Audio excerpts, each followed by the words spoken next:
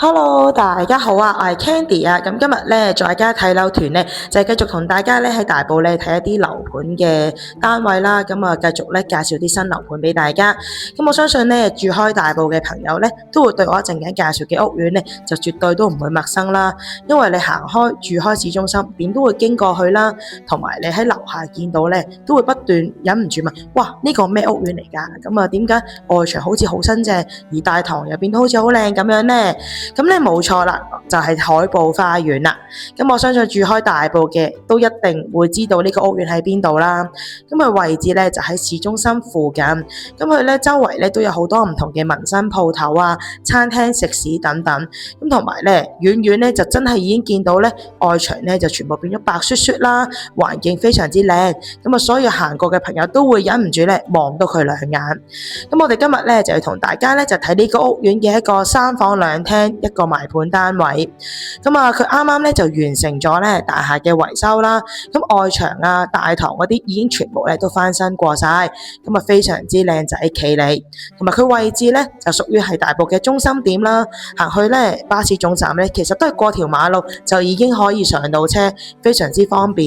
咁同埋附近咧都有好多嘅商場啊，或者其他嘅店鋪。咁事不宜遲啦，即刻同大家咧喺樓下附近行個圈先啦。咁之後就上返嚟呢個單位度睇嘅。咁海埔花園咧一共咧就有4座。咁啊外牆咧你見已經咧整過晒啦。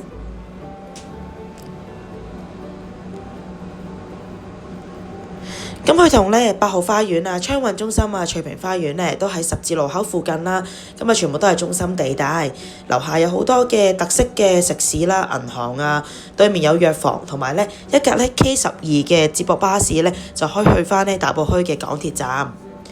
咁啊直行到尾啦，咁啊已經咧到巴士總站，咁啊交通配套咧都非常之好。咁啊大堂環境咧就係咁樣。咁佢同隔離座咧就會 share 一個大堂啦。咁啊有2部 lift， 咁啊層層都會停嘅。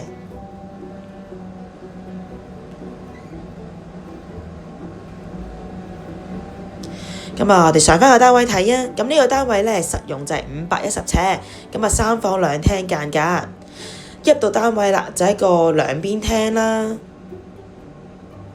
咁呢邊咧就可以做飯廳，或者咧睇電視個客廳都得。咁但係呢邊嘅咧就會再深少少，同埋咧有多隻窗。咁講真啦，如果你話房唔夠咧，呢度咧呢隻側窗再間多間細房仔咧都可以。咁啊，如果咧真係唔需要去到4房嘅朋友咧，咁個客廳就會寬闊好多啦，客飯廳分明。咁啊方方正正啦，冇呢個窗台。咁呢邊就飯廳，另一邊咧就客廳位置。咁個門咧出去咧就一個小露台啦。咁啊其實咧講真都唔係好大空間，咁可能擺下啲地拖啊或者掃把咁樣咯。咁啊睇下個廚房。咁啊廚房咧位置都好寬闊，咁啊大雪櫃啊、洗衣機都可以擺晒入嚟。咁啊有窗。咁成間屋嘅裝修咧，其實都係啱啱整過冇幾耐。咁啊之前咧個住客咧都住得非常之好，好乾淨企理。咁可能油下油就已經可以住得啦。咁啊啲櫥櫃啊全部已經整好晒，位置咧都已經預好晒㗎啦已經。咁啊就算高啲嘅雪櫃咧都夠位擺。咁啊始終咧做咗好多櫃咧做收納啦。咁啊收拾入去咧就唔覺啦。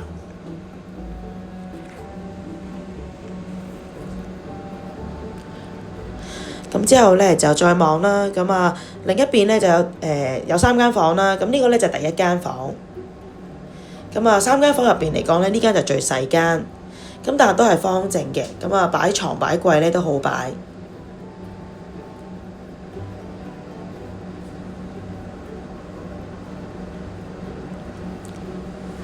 咁啊如果你係小朋友嘅就小朋友房啦，或者書房或者姐姐房都冇問題。咁啊再入去咧就係廁所。咁啊已經做咗企缸啦，咁啊有窗啦，已經做埋晒抽氣扇嗰啲。咁另外呢邊咧就做咗啲鏡櫃啊，咁上下咧都有好多收納嘅空間。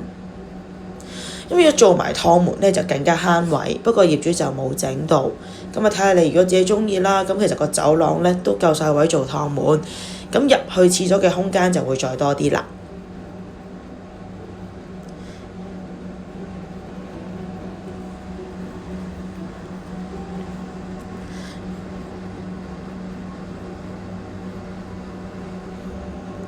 咁啊再睇埋另外2間房。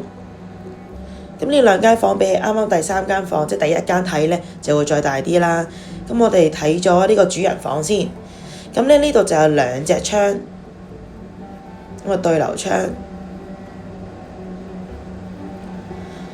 咁啊夠位擺雙人床啦，擺完雙人床之後咧，咁啊仲可以擺個高身大衣櫃，咁啊書枱啊、梳妝枱嗰啲都夠晒位擺㗎啦。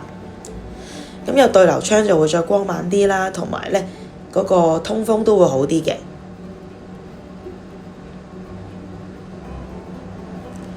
咁啊睇埋第3間房，咁咧呢間房一樣都有對流窗，咁但會比啱啱嗰間細少少，咁啊都可以擺到床櫃。咁啊呢單位咧就啱晒啲大少少嘅家庭啦，有1個至2個小朋友啦，咁啊空間寬闊啦，咁啊佢哋一人1間房唔使爭。咁望翻出去景觀啦，咁雖然樓層唔高啦，咁但係望翻出去咧都係自己內園嘅部分，咁啊好光猛，陽光入到屋，咁啊望出去咧都係同對面嘅樓咧好有距離感，就唔會話好有壓迫感嘅。咁啊望到都藍天白雲。